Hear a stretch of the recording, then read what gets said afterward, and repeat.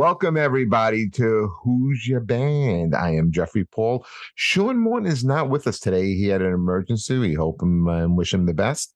But today we are joined by actor, comedian, Mr. Chris Roach. How are you, Chris?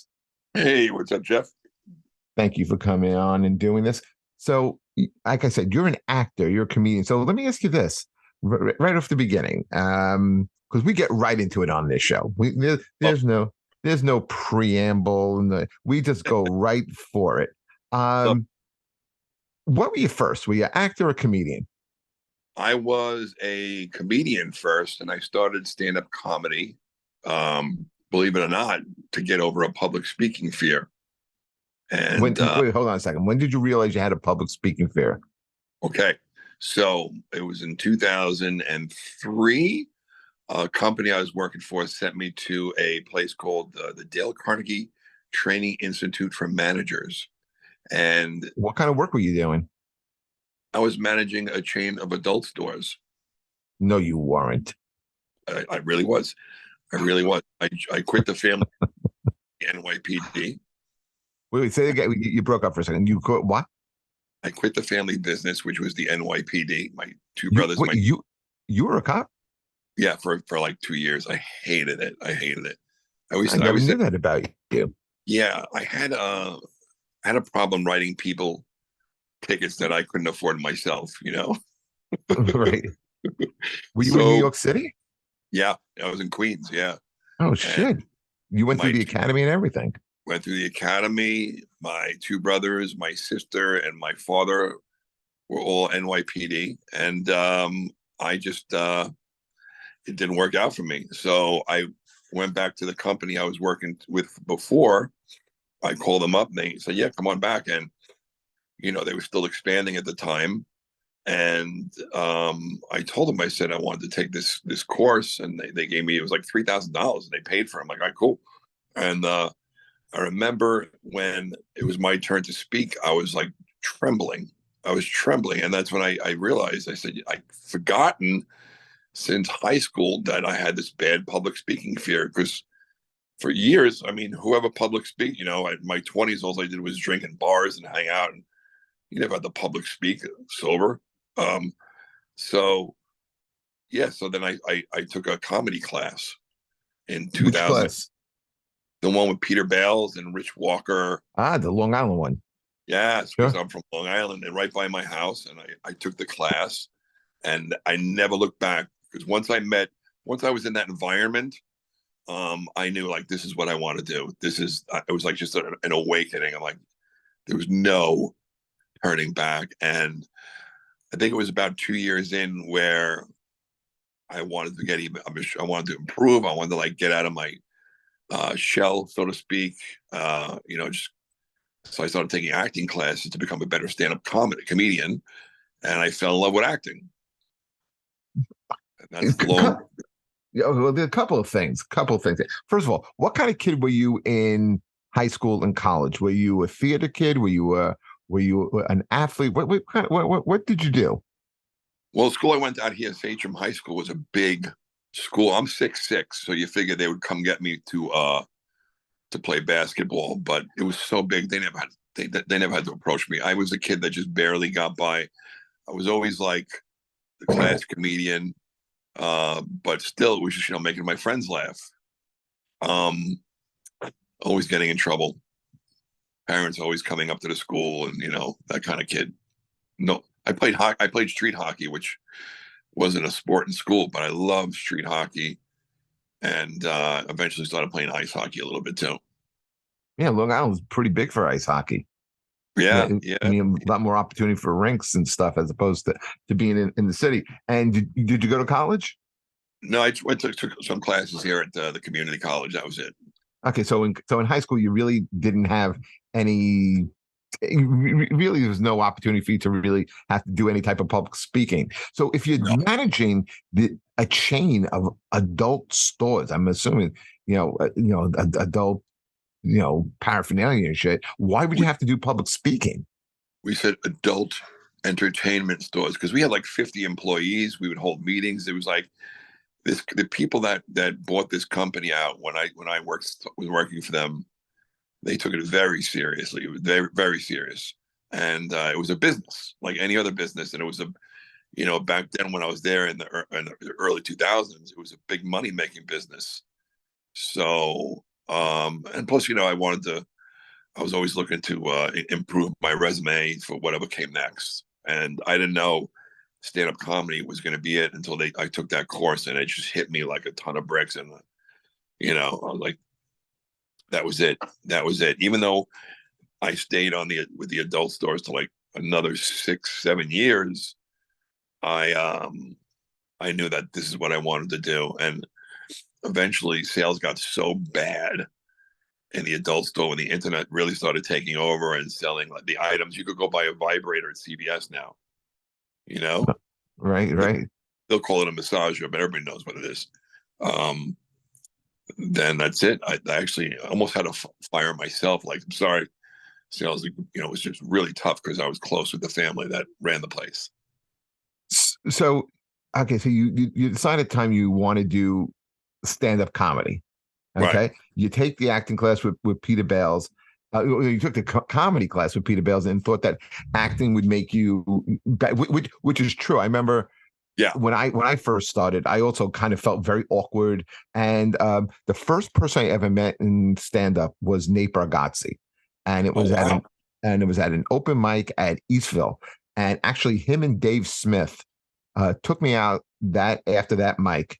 We went to Cabin across the street. This was in the East Village on Second Avenue. Right. Nate gets me a gig that night, and he was my mentor until he moved. Wow. And yeah, Heck and of one a of the mentor. yeah, he was great. And one of the things, like, because I would watch myself, I was like, I'm too with my hands. I'm not in the moment. And he suggested, why don't you take an improv class? So Yeah. have you ever done improv? I mean, I did a couple of years at the Magnet Theater. You know what? I took a course at UCB and I loved it, and it's something I really wouldn't mind going back to because I think it definitely it provides you with some tools as a stand-up comedian. I'm mainly material based, but I'm always there's some guys that are like master crowd work and talking in a crowd. I'm always fascinated with that, but I like to write the jokes for the most part. And sometimes the crowd work will come.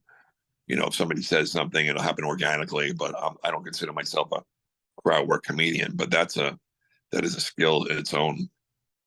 No, but you actually remind me a lot of Nate, because you're very comfortable, you're very laid back on stage. It always you say you're material based, but a lot of what you do kind of like seems to come like it seems like it's coming off the cuff. Like Yeah. you like Chris Rock once said something like he says, like, when you look at guys like Dick Gregory and Chappelle, they don't feel like the stage is being taken away from them. And that's when I see you, you don't feel like the stage is being taken away from you. Like, you're doing things at your pace in your time, and Right. there's not like a sense of urgency. No, that's the stage. I know eventually, sometimes I'm a low energy comedian. I guess you could say Nate is too, although I never really met him.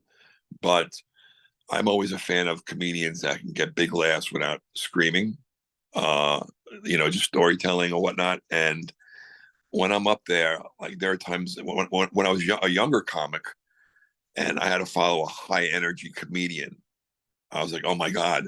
And I would like also become high energy just trying to follow that. And I'm like, this is too exhausting. But it's not even the right thing to do, because like you follow someone and say like I follow guys like I don't know. I'm thinking like a high energy comedian like Derek. Joey Colo is a good friend of mine. Joey Colo is a good friend of mine. I remember one time I had to follow him. I was like, oh my God, he's a tornado. But it's great for the audience, because like now you come out, like, I always kind of felt if the guy's high energy, you kind of take it down. Yeah, If he's too low, maybe you kind of speed it up. And those were the kind of things that like Nate kind of would tell me, like, not stand in the back of the stage, stand like more in the front, like kind of like, just that alone is something that is kind of like you're saying something without actually using words. You know what I mean? right. There's a stage command. Right. And I think you have that. Yeah, there are nights there are definitely nights I feel it more than others, but I know what you mean. Yeah, like if you're standing there and you're actually looking into these people and talking to them as if they're like one person. Um, that seems to be what works. And again, when I follow a high energy comedian, I know, listen, I'm low energy. And this is what kind of also got me when I was got on the show with Kevin James. I was on for 2 years. I was at a comedy club by my house on a Wednesday. It was 2016. Colin Quinn was working out a new special, and they asked me to come down like four other comedians and do some time in front of him. So I remember just like right before I go up, I see Kevin walk in with his entourage, and I remember saying to myself, "Don't get nervous. You're don't speed it up. You're who you are. Just be yourself. I'm a low energy guy. I go up, just be myself, and I did my thing for 10 minutes, made everybody laugh, and walked off stage. A month later, I saw the breakdowns come for the part, and I auditioned. But then I found out like a year later that I had gotten the part from that 10 minutes. At that just on a Wednesday night by my house. I found Well, out that let's well now let's talk about that. So what for people listening who not sure what Chris is referring to. Chris was a regular. He had a reoccurring role on a network television show called yeah, Kevin Can Wait, and it starred Kevin James and a great cast. And one of the things about in this show is the insane amount of guest stars that you had on the show. Guys yeah, like Billy Joel and Noah Syndergaard and Ralph Macchio. And I'm just hitting the tip yeah, of the iceberg with that. right, And right. Chris was on that show. So take us through the process of getting on that show and then what that does. How does that TV show change your life? Oh, that was when I got that call. It was just incredible, incredible. Just getting that call itself, I was like, oh my god. And I say Well, one of the most. who calls you and where were you? I was home, and my manager called me and says, Rock Rubin and Kevin James are about to call you. I was like, Hamada Hamada, and she goes, don't go anywhere. And I'm freaking out. We're Is getting this our out of the carpet. blue? Yes. And we're The getting our best. carpets cleaned. We're getting our carpets cleaned, and it's loud. The machine. It's like one of those. The guy backs the flatbed into the driveway. So my It's wife always sees me. that. Yes, my wife sees me freaking out. She goes, "Take my car." I don't think I had. I think we had one car at the time. She goes, "Take my car. Go drive. Go get yourself a soda, McDonald's, whatever. Just calm down. Go for a ride, and this way you can talk to him quiet in the car." So I'm. I go to leave, and this big wide man is blocking the door he's going to the carpet in the landing, and he goes, let me show you something, and he's putting this little sprinkle stuff on the floor. He goes, see what happens. You go, you gotta do that. I'm like, sir, can I get by you? Now I can't even think. I turn around, I go, Diane. I scream to my wife. She runs up the steps. She looks at me and goes, show me, he's got to go. And she goes, oh, so he moves out of the way. Because I couldn't even think I was going to jump over this guy in a second. Because I'm like, that my career is on the other side of this gigantic man who's taking up the doorway. So the phone So, call, so the phone rings, and what happens? so I get in the car. I went up the block, made a left, and I see a 323. I think is for L.A. Okay. And I pick it up. Hey, Chris, it's Rock Rubin and Kevin James, and it's very blurry after that. I remember them telling me they have this thing and the show. They think I would be a good fit. Thank you, thank you, thank you. I think I hung up and I started crying like a baby, but that He was offered just you the part right over the phone? yes. Jesus. That was they called it a major recurring. So I was in 24 of the 48 episodes, and it was just phenomenal getting to You played work. Mott. Yes. Yeah. And then Kevin asked me to start opening for him where I'm opening for him on the road. I'm meeting like some people coming out to see him. Like I met Billy Joel a couple of times. He's a good friend of his. Rob Schneider, Billy Zane, all these people I've met like just traveling with him. They come out to see him. And it's just it's been so surreal. But like, there are moments like one episode where we're up front at Madison Square Garden, and I remember like looking up at the ceiling, like, is this really happening? Like I'm sitting between Kevin and his brother. We're filming a scene in the middle of a Billy Joel concert, and it was just so crazy. And then I hired a publicist, and I said to him, I had that money at the time. Everything's going to run out, And I said to him, "Can you get me tickets to a Ranger game? Because I'm a big Ranger fan, New York Ranger fan." He goes, "Yeah, yeah." So he goes, "Okay, you're going to see this person at this gate, blah blah blah." I'm in a celebrity section. I don't know if you ever seen that video. I can send it to you. I'm in a celebrity section. Don't tell me they put you on the jumbotron. They play a clip of me and Kevin on the jumbotron, and they flash to me for like 5 seconds with my name underneath it. And I'm just like, I'm Oh on the shit! jumbotron. I'm on the jumbotron, and it was like one of the most craziest, surreal moments of my life. And for the whole time I was on that show, I must have saw about like 20 games for free in the celebrity section, hanging out with other celebrities. It was crazy, and it just it's something that I guess I don't know. And then like a friend of mine, John Truson, once said, he goes, "You have no idea that you're popular or recognizable, do you?" I'm like, "No, what do you mean?" He goes, "You're walking down the street, people are looking at you." And I just never, I was at a CVS by my house, and some woman sees me during when the show is on. She screams, "Oh my God, what are you doing here?" I'm like, "I'm just picking up my prescription." "Hello, I love the show, blah blah." She goes, "Can I take a picture with you?" And she goes, "What are you doing?" "I'm here to pick up my anxiety medication, which you're giving me right now." And they Did go, you I go to the pharmacist. She goes, "What the hell was that?" I'm like, "I have no idea." did you love every minute of it? Every second, I was even the scenes like when I was on set. There are times I'm sitting in my green room, in my my dressing room. I'm like, "What am I doing? Get out there!" And I was get out there.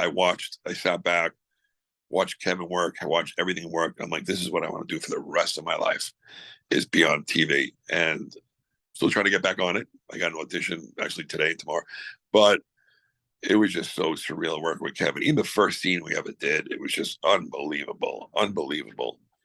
And I'm like sitting there, and there's a live audience, and I'm saying to myself, "You belong here. You worked very hard for this. You belong here." Who's at my camera B staring at me? I'm like, "Who's this guy staring at me?" I focus. It's Adam Sandler. I'm like, "I need this guy staring at me right now." And it was just incredible, man. It was incredible. Adam Sandler's wife played my wife, and I got to meet him. It was just crazy, Yeah, she was crazy. in a bunch of his movies. Mm-hmm. Um, did you ever feel overwhelmed by the moment? Like you're like I'm not good enough. Did you ever have like any Oh, type of those doubts? And if you did, what'd you do? Did you have to repeat a mantra or something to get over it, or you just say, "Fuck it, I'm doing this"? yeah. There was like I was into that stuff, the mantras and the self affirmations, but for the most part, when you're there, you're like, "All right, this is it." It's like you think it's like when you look at TV, you think it's like, "Oh my God!" And then when you're there, I'm like, "All right, I can do this." And I do things like if we had a scene in the living room, I was sitting in that living room like an hour before, just hanging out, getting to familiar with every piece of furniture. And Smart, like smart. Joanna Bexon, I took acting classes with Joanna Bexon in the city. And one thing you do is you just pick any object like the vase. You pick like a water vase over there or statue, and you create a story. Like I remember when we bought that for Kevin, we were at Pier 1 Imports and blah, blah, blah. And then somebody rear-ended us, So now I'm looking at this statue, and then everything in there is like personal and has a story to it. Um, but I also, like to get comfortable on set. I would sit up in the audience and watch. I would sit out, it was just incredible, man. So, Incredible. how long were you doing comedy before you got? I guess the club that you were doing it at was Governors, right? Yeah, I was doing at McGuire's in Bohemia by my house. I would say 12 years, 12 years, and some of the most incredible moments. Like Kevin and his brother Gary Valentine, there were like moments like in Gary between take. Valentine is Kevin's brother. This is his older brother. A lot of people don't realize that. Oh, I didn't realize that. Yeah, that's his older brother. And sometimes they would lean over to me, knowing that I was a new guy, and they go, "Hey man, why don't you try it this way? Do it that way." They would like give me these little hints, and it was just incredible, man. Incredible. So before that, what kind of shows were you doing for 12 years? Were you doing like bar shows? Were you doing open mic? What was life like for you? Um, well, McGuire's and Governors had three clubs. They bought McGuire's in Bohemia. They bought The brokerage was the other one. the brokerage in Belmore. So they owned three clubs on Long Island. So they had shows every Thursday, Sunday, benefit shows. This is pre-pandemic, and they had shows every Thursday and Sunday. So I learned to develop a lot on those shows thanks to those guys. I was, doing those shows, and on the weekend, uh, doing firehouse shows or Knights of Columbuses. I wasn't getting into the city that much until later on. When I, and I, so it was, it was a lot of road, it was a lot of tri-state. And then I got on Kevin's show. Next thing I know, I'm doing like funny bones all over the country. Crazy, crazy. And now, is that basically almost overnight? The show airs, you become like a regular on the show, people Yeah. recognize you, and the next thing you know, you're not reaching out for avails. People are saying, "Hey, we're interested in Chris Roach." Yes. That That's happened for a nuts. while. Even still, like, the credit, I'm like, I got to get a new credit. It's been a few years, but it's still done a lot for my career. It's opened doors, and it's a strong credit to have been on TV. And but I think like in 2016, 17, I noticed a paradigm shift right around that, where it became, when I started, it was like, be funny, get on TV, and that's all you had to do. But I was like, you got to do all this social media stuff, which was started right around there. I noticed it was Twitter, and then all of a sudden Instagram and TikTok, and But here's the difference with a lot of those comedians, I think. And I see this a lot. You see people who post stuff on social media, and it's crowd work, and it's the audience making the joke. It's not the material. And a lot of yeah, those people, they don't have the time. I've seen you a bunch of times, dude. I mean, you go up there, you're doing 45, 50 minutes, and there's not like a lull. You're no, killing the whole time.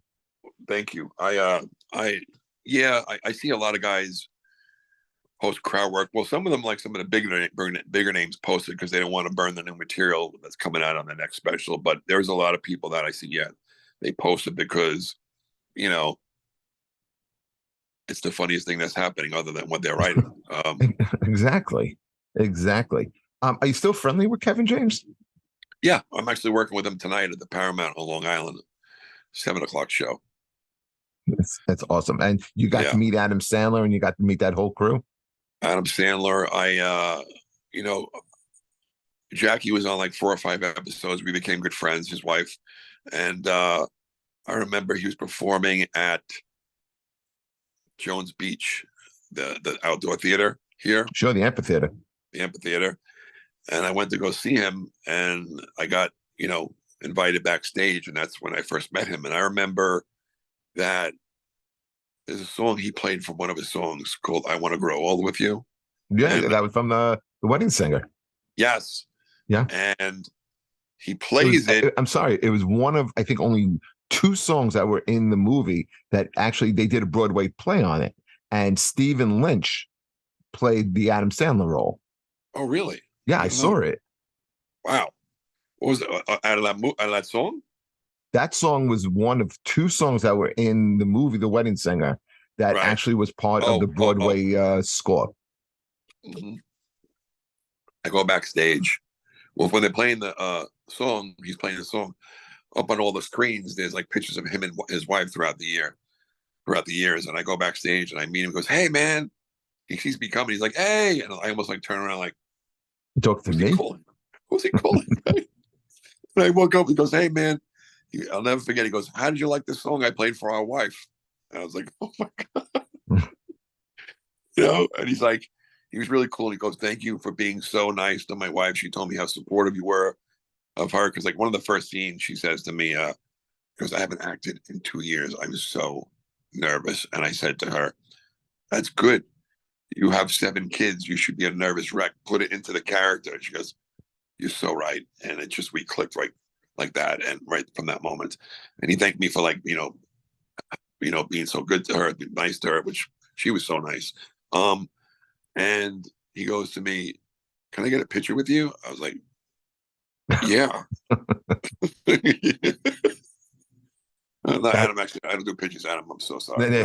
right. He's asking me for a picture. And Crazy. it was pretty cool. I think if I remember right, Kevin James took care of a lot of like the Long Island guys. Like I remember, just making sure I was home on him because that show aired on a Monday. Right. and I made sure because I think Chris Monty, Chris uh, Monty was on it. Joe Starr played Enzo, who owned the pizzeria that we hung out at. right? Carrie Carabas was on an episode. Keith Anthony, John Truson was on an episode. So yeah, he pulled a lot of the guys I from his group. I thought When he, that was always a very, very cool move. And I kind of get the yeah, feeling he took that from Sandler because Sandler always seemed to yeah, be a very loyal guy with the guys he went to college with and always took care of them. yep, yep. He And that's what definitely, leaders do. yes, absolutely. He definitely brought in as many people as he could during those 2 years. Along with Ralph Macchio, who's also a Long Islander, but That's right. But he was already established. He didn't need the bump. Guys like us, we get on like a anything that's national, and that's like a big help in our careers. it's a Uh, great career boost. It's like, you know, I got to think a few things happen. God willing, one of them hits, and I'll be back at the funny bone. yeah, I guess as fast as it comes, that's as fast as it goes Oh, away. it really does. It really does. And I've heard stories, but I witnessed it firsthand. Where all of a sudden it's like, all right, you're not on the show anymore. How do we package you? I'm like, why don't you package me as a guy who used to be on a show? Yeah, well, there's the next guy who's on the show, Yeah. and that heard that's very true with the seller. Their Oh, comics when they were hot for like the few months they get bookings, and as soon as the heat wears off, and then the next guy has some heat on him, okay, we'll get back to you. yeah. Cellar was a tough place to get into. I would say it was like about 5 years ago. I really started going into the city because I wanted to become. I'm always looking to improve, and I felt like there was, there's material that works in the city that doesn't work on the island or across the country, and vice Absolutely, versa. And I always respected the comedians that could work anywhere. So I started going into the city. The Comic Trip was the first club that took me in Gotham, the Mazzillis. And, it took a few lumps at first, but then that's the way I wanted to write. I wanted to write, for many years, I thought I was more of a crowd pleaser. And then I wanted to write stuff that I really wanted to write, what I wanted to talk about. And, I was doing fat jokes for a while because I was fat. you know? yeah, you look great now, dude. Yeah, thanks, man. Thanks. But um, then I had passed like a year ago or so. I went to the city and I passed the cellar. I remember I had to follow Gary Goldman, who's just one of my favorites, It's great. and SD, who's the woman that passed you. She took me outside by the hand and she's like, "Do you know where to send your evals?" I was like, "Uh, uh." She saw me like I was getting choked up because 15, 16 years in the business trying to get into that place.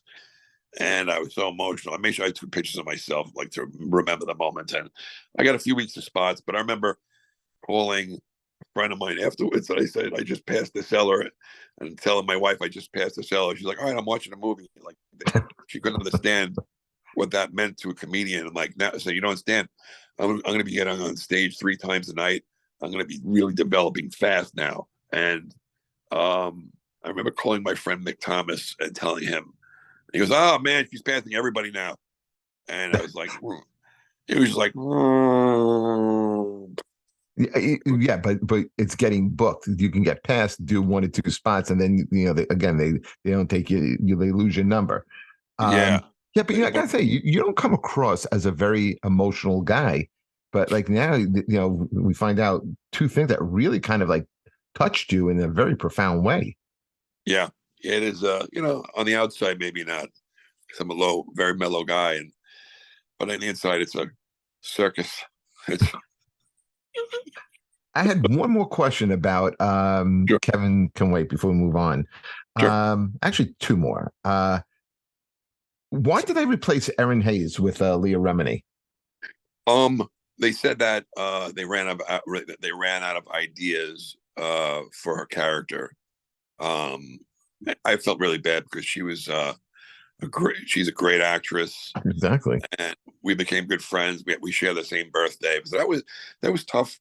It was tough when you get to become like family with somebody, and the next season they're gone. That was really tough. But she's out there doing very well for herself. I'm always seeing her on stuff. Mm. And the other thing was, I don't think a lot of people knew this either. I don't know if I'm saying the guy's name right, but Michael Del Juice, So Judas, Long Island guy, he did the right? theme song. He wrote the theme song. And if those people, you're not familiar with Michael Del Juice, all right? He is in Billy Joel's band. And if you get a chance to see Billy, before they start off with Scene from Italian Restaurant, he sings Nessun Dorma, Yep, which is a beautiful, beautiful operatic song. And he just nails it. I mean, nailed it. and he has his Yeah. own band. I think it's called Big Shot, if I'm not mistaken. Yep. Yep. Okay. That's how. And it is That's how. really amazing.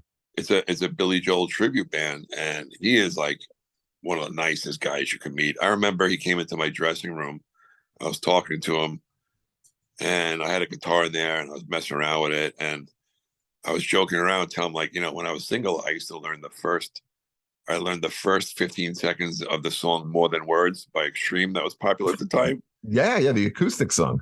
Yeah, and I used to play it like to impress a girl that was over, and then I put the guitar down. Like, no, finish the song. I'm like, maybe later, maybe later. Uh, he picks it up and plays and sings the entire song. You know what me and my friend used to do? Yeah, not take the guitar, but we used to take not a song by Extreme, but like Weezer, an obscure I love song, Weezer. and Yes. tell girls that we were poets, and Oh, and there was a song called Butterfly, which I thought was a very tender song, but I would pretend this is one of my heartfelt poems, and yes. I did that at open mic one time. There was that.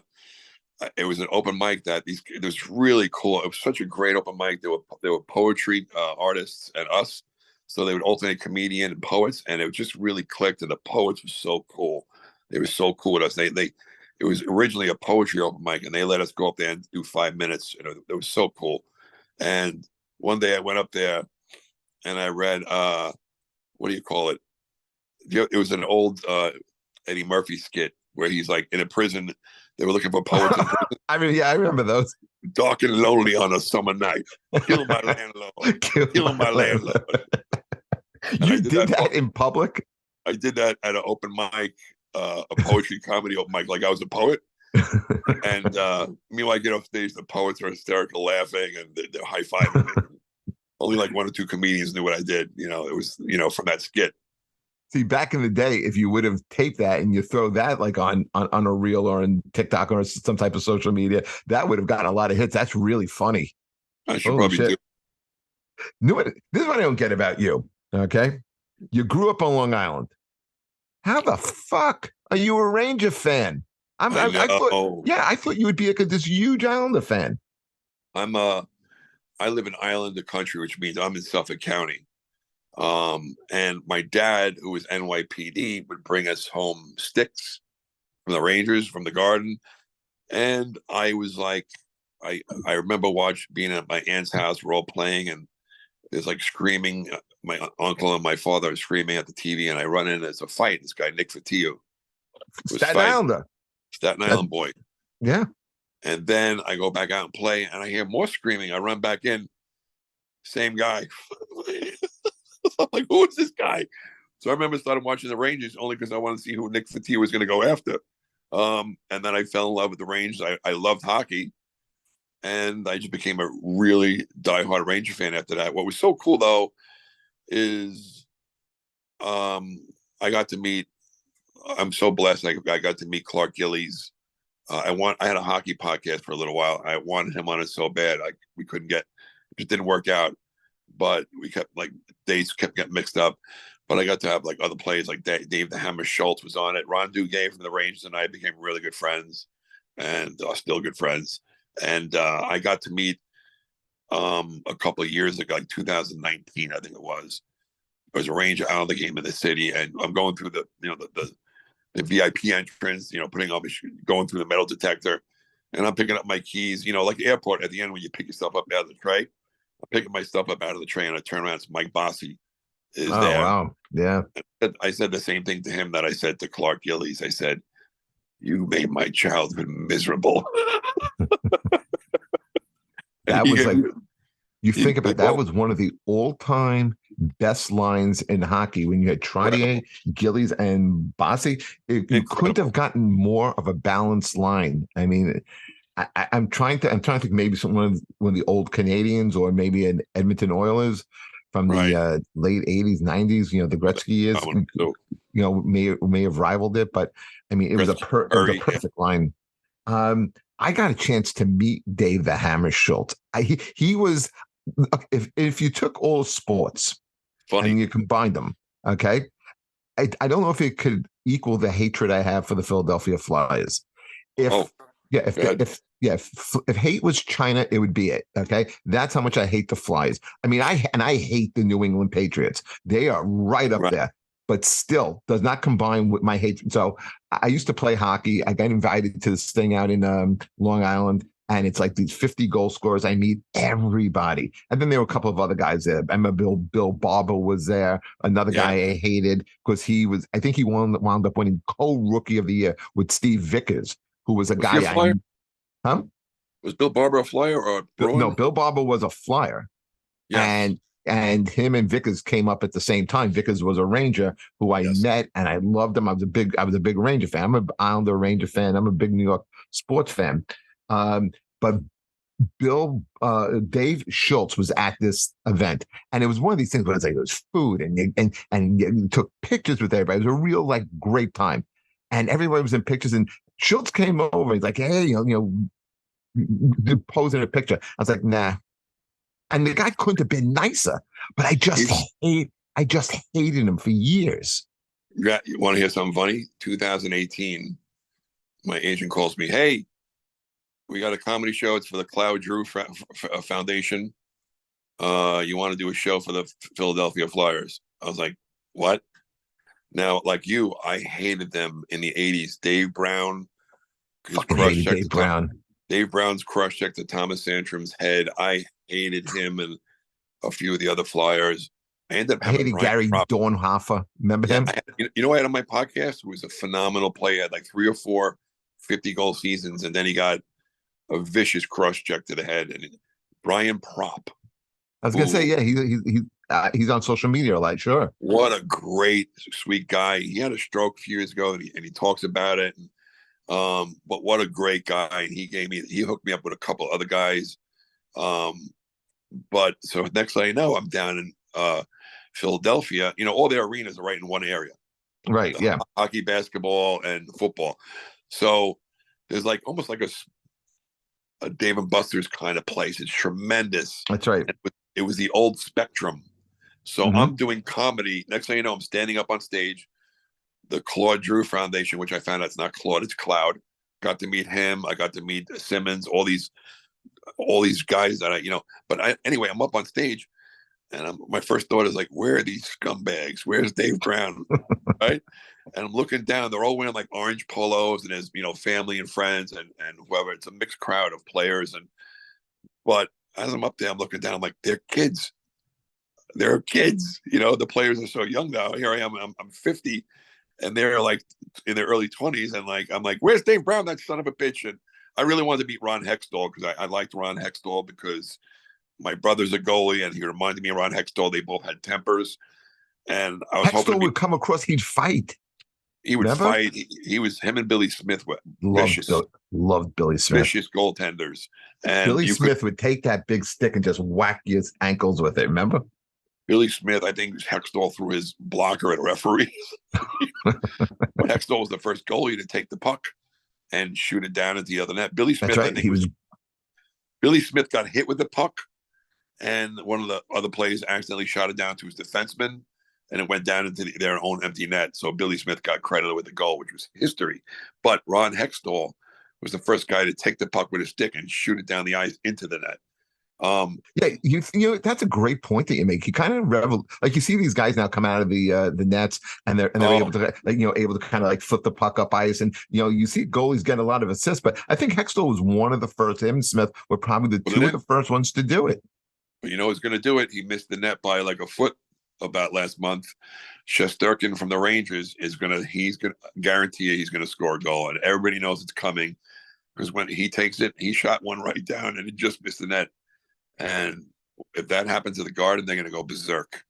Yeah. I hope it does happen at the Garden. Yeah. So were you, I'm not sure if this is right. Were you ever on a soap opera?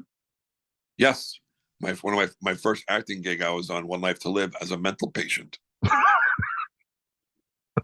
As a mental patient who, Did you for have the to first, audition for that? they looked at me and they go, "You're hired." And yeah, I had an audition, and I remember sitting in the dressing room, and I was in character in the waiting room, like I'm like getting ready to go in, like rocking back and forth. And I got the part, and the woman says to me, she goes, "Okay, but," because I'm like spitting and like screaming, and what I had these lines, had some dialogue, and she goes, "Oh, you are great, but can I say one thing?" I'm like, "What?" She goes, "It's daytime TV, so you got to dial it down a little bit. Dial it down a little bit." So I'm like, all right. So I went there, and it was a phenomenal learning experience. Those actors, I mean, they got to learn lines in like a day. And a Hmm. lot of times you look at soap act. I learned by watching them. Their scripts, whenever you see these scenes, their scripts are on the floor at their feet. They look at them, they put them at their feet. 1, 2 takes, go. 1, 2 take, go. There's no like, can I try it again? No, we got it. Moving on. And that, like when this, I remember when it aired, there were some scenes I looked at, I was like, ugh, yeah, like I didn't like them at all. And some scenes, like, oh, I'll put this one on my reel. But it was just phenomenal Do experience. you have a hard time memorizing lines? Uh, no, not really. It's just, I mean, have a system. Like I did an independent film yesterday, and I felt like I didn't spend enough time on the lines as I could have. But the good thing Do you about feel when like you're that film, a lot? I'm sorry to interrupt you, but do you feel like that a lot when you do stuff? you know what? Because between comedy, sometimes they'll give me an audition on a Friday and it's due on Monday, and it's like 4 pages of dialogue, and I got gigs Friday, Saturday, and Sunday, and it's like I'm trying to squeeze the lines in, and I do as much memorization as I can. But the good thing when you're filming something is they'll film it in pieces. Like, all right, they're gonna do the scene may have like you may have 20 lines, but we only need these 4 lines for this one part of the scene, And then while they're readjusting lighting and angles and stuff, you could like, what are we doing next? All right, and you look at that and get off book on that Yeah, one. I find that to be the hardest thing about acting. Yeah.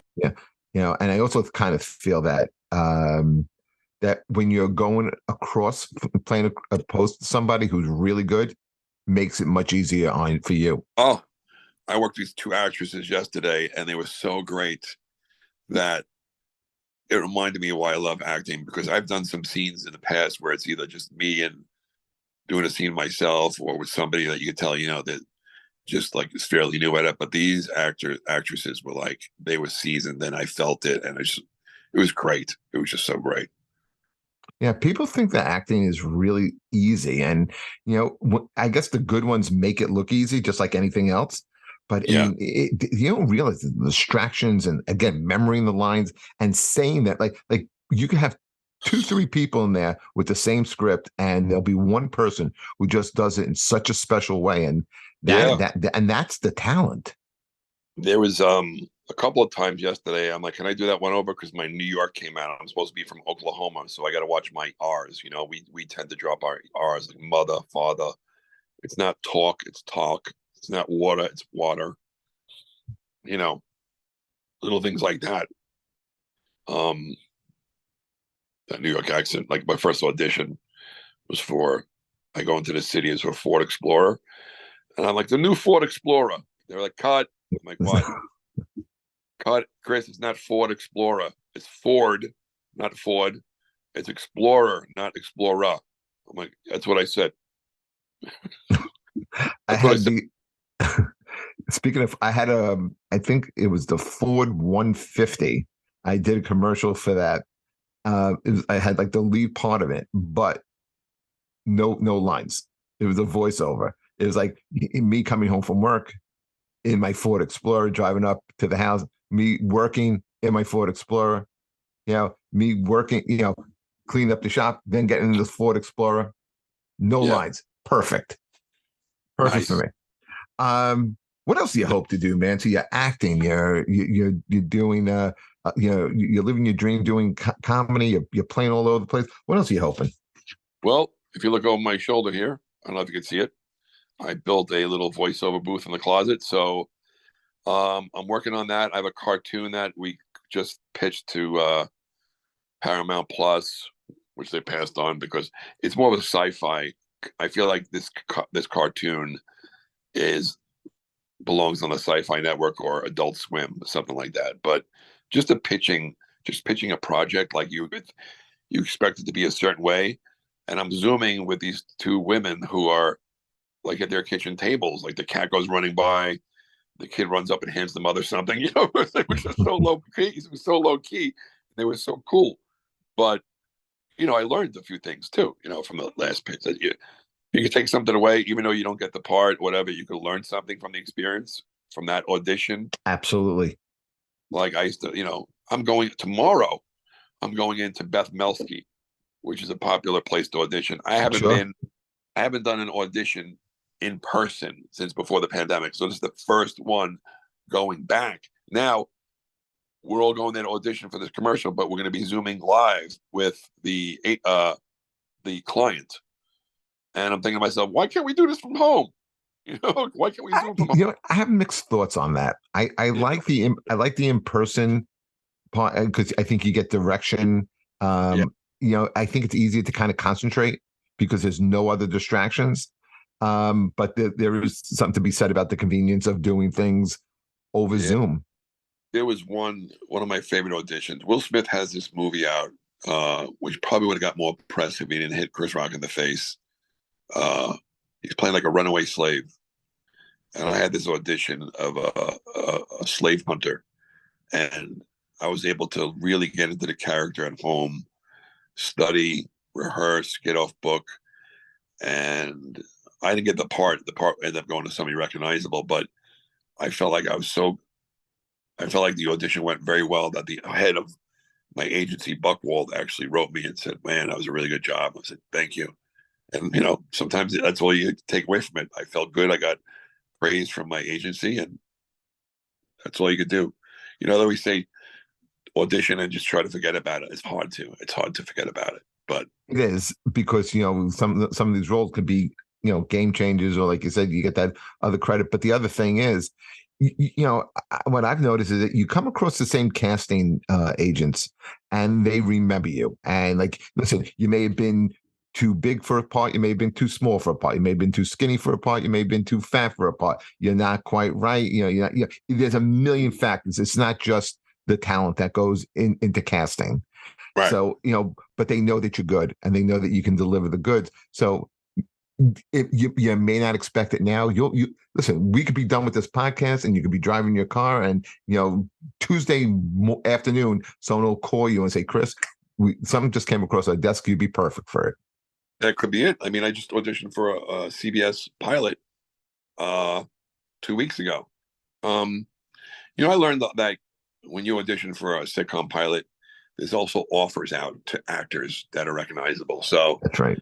something, I get excited when I see an audition for a pilot. I give it my best, but I'm also like, all right, they're going to offer it to this guy, this guy, this guy. And I'm hoping to become that guy where they're like, all right, we're going to audition, but let's give Chris Roach an offer, see if he wants it. That's what I'm, That's all you can control, Chris. yeah. Yep. And if you didn't love it, you wouldn't do it. Couple of things because we got to wrap this up soon, and we didn't even talk music yet. But Sure. there was just one other thing I wanted to run by you. I don't know if you saw. I think it just came out the other day that the Friars Club closed down. So now you got the Carolines, the Friars Club. Uh, Is that is that a reflection on comedy, or is that a reflection on New York City? that's a really good question. I can see the Friars Club. I feel blessed. I'm sure you've been there. I've been there. I did a small show for a small crowd, but that club, the members were, every time I went there, there was it was very old members. And it's just, hopefully that place should be made into a museum. I hope I don't know, are they doing anything with it? Because even like Dangerfield's closed, I'm like, that should be like, what do they call that? Like when they make it like a landmark or something, where they protect it like part of history. They make it part of like the National Historic Society. Yes, like Dangerfields had been open for what, 40 years.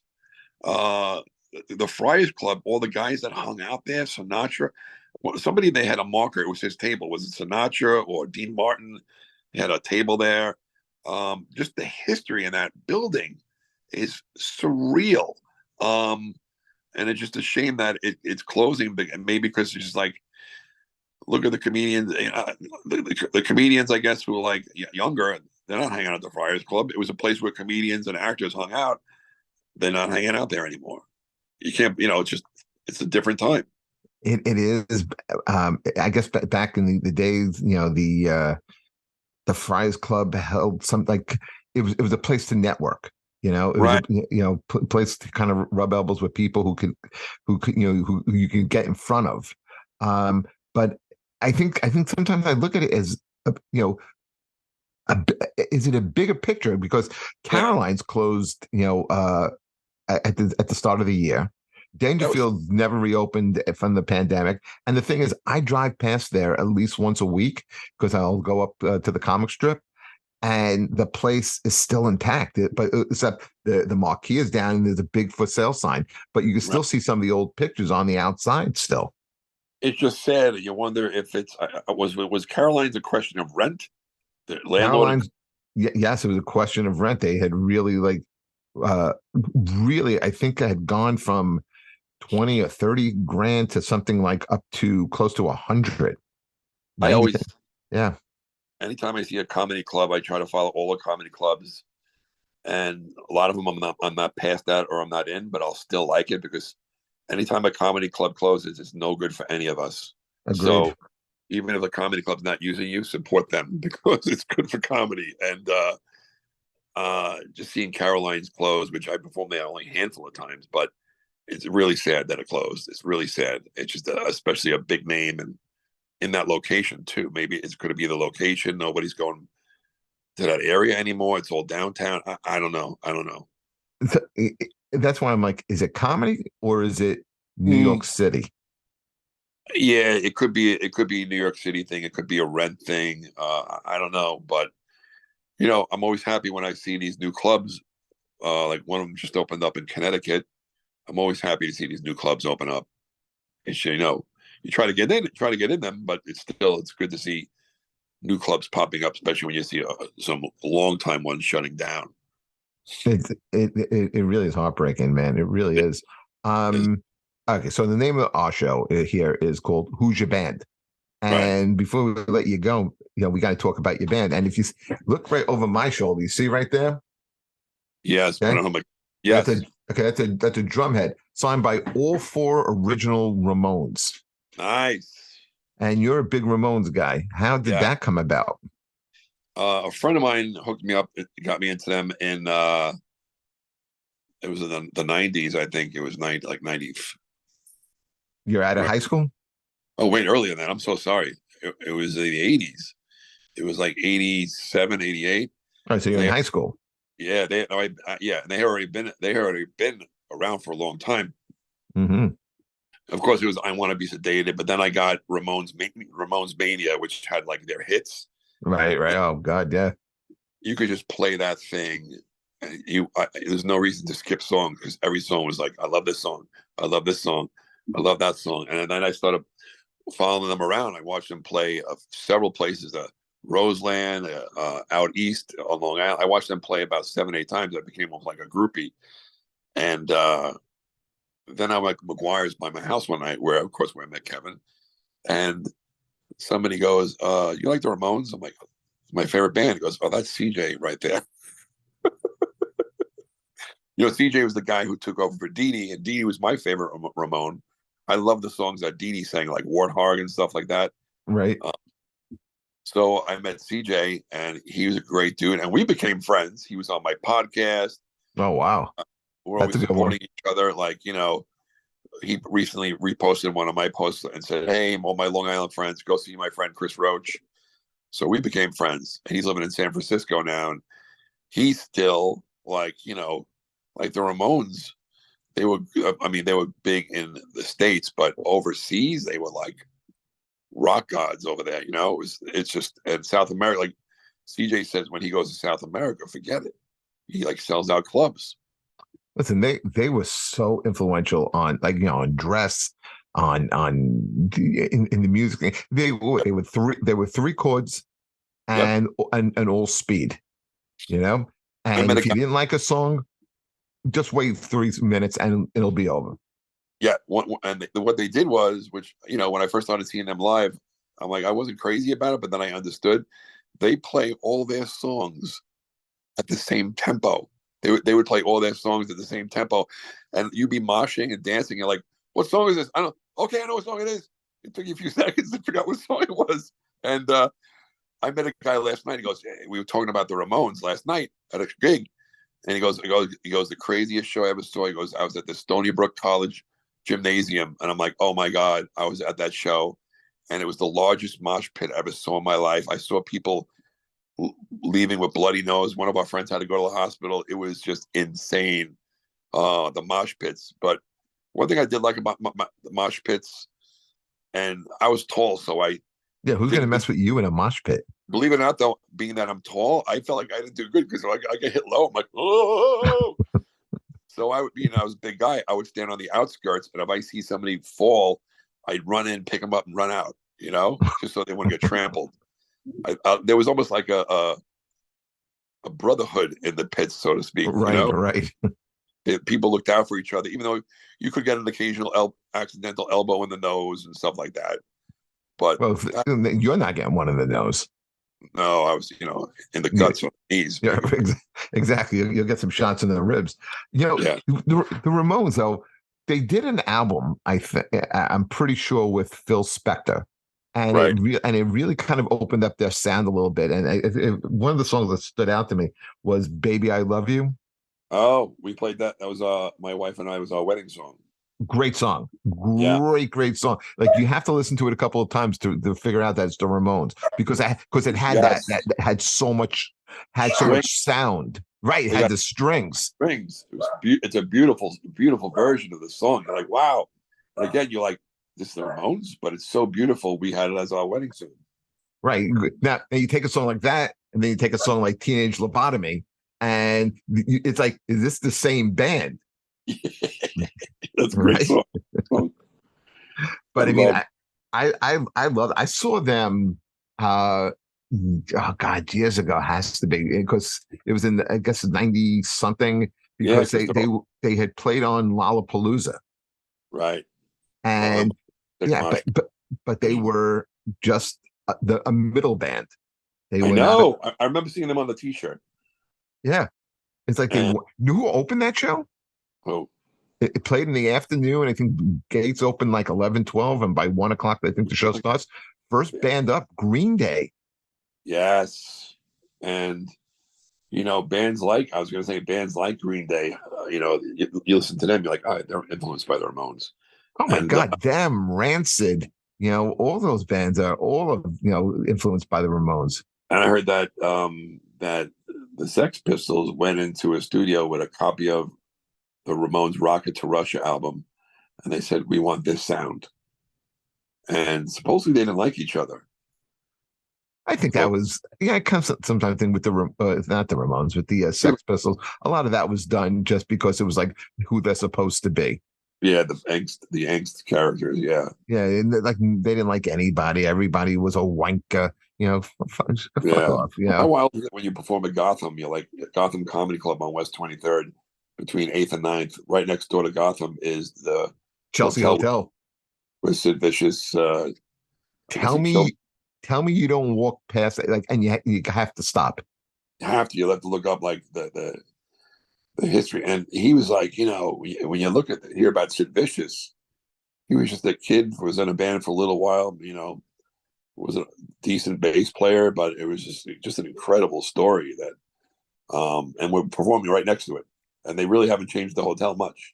No, no. It's that, and when you were at Caroline's, you would pass the Brill Building, and the Brill Building is this very famous, like in the 1950s, 60s, is where all the songwriters would go. Carole King, if you watched or saw Jersey Boys, that's where they got their start. Where Bob Gaudio and Frankie Valli would knock on songwriters' doors and try to get a break. I love it. You know what else I love? When I'm opening for Kevin on the road, we do these theaters, sometimes old theaters. And some of them, like we were upstate somewhere, I can't remember where. And on the wall, they had a list of people that had been on that stage, like Thomas Edison. Look, That's Thomas Edison, history. BB King. I'm like, that, I love that. I'm like, I'm going to be standing on the stage where Thomas Edison probably showed the projector or something for the first, and BB King played, and Teddy Roosevelt gave a speech. Whatever, it's crazy. It's funny that you bring up Thomas Edison because I was just reading something about him. And Thomas Edison was, are you familiar with Stoicism, Stoic philosophy? It pops up on my Instagram because I love philosophy, and I don't even know what Stoicism means. Is it after a person? Stoicism is a way of thinking, and probably the most famous of the Stoics was a guy by the name of Marcus Aurelius. He was the last of the Yeah, five good emperors in right. in Rome. I love those Um, books. it's great stuff, and Edison subscribed to this way of thinking. I think a lot of the greats do, where it's a non-defeatist attitude, and I think it's something that, like, when you're in this field, I think it's something that really is very calming and helps you focus a little bit. So Edison had a factory, Okay. and this factory, gets this massive fire, burns to the ground. I mean, it is a huge fire, and his son sees it, and he's freaking out. And Edison tells him, go get your mother, go get the neighbors, because they'll never see a fire like this again. And he wasn't worried about, like, all his work in there is going to Right. is destroyed. He says, this will be the next chapter of my life, and I'll rebuild it. And he does, and he rebuilds it, and it becomes even bigger and even better. And I think that's what the greats do, as opposed to saying this is going to defeat me. So, like, again, you audition for a part and it's going to be great, and you don't get it. Well, this is only going to make me better and stronger for the next time.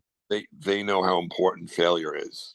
That's the thing. They know Exactly. what failure is, and I don't know, it was Edison or Alexander Graham Bell that said, was Edison that says, like, he didn't fail like a thousand times before making the light bulb. He just realized a thousand ways how not to make a Not to light make a light bulb. Yep, bulb. that was Edison. It was a different number, but yeah, it was to that point. It's really profound. Exactly. It's interesting stuff, man. Hey, where can people find you, and what do you got coming up? I got a new website just launched, or should be getting launched this week. It's chrisroachlive.com, on Instagram at Roach Comic. And I'm always posting my dates and, trying to get better at that social media stuff. I like posting funny videos. I mainly make videos to make my dad laugh, and those are the ones that seem to do good. Guys, go see Chris Roach, man. He is really, really one of the good ones. You will thank me afterwards. Chris, thank you so much for joining us, man. This was really good. I mean, this time just flew by. Yeah, thanks so much, Jeff. Yeah. So hopefully I'll see you soon on the road, Yep. and I wish you the best of luck and everything. And again, I can't thank you enough. Thank you, dude. Thank you. Thank you, brother. Thank you so much. All right, guys, we'll be back next week with another great episode. Continue to subscribe, and we'll see you soon. Take care, everybody. So long. See you guys.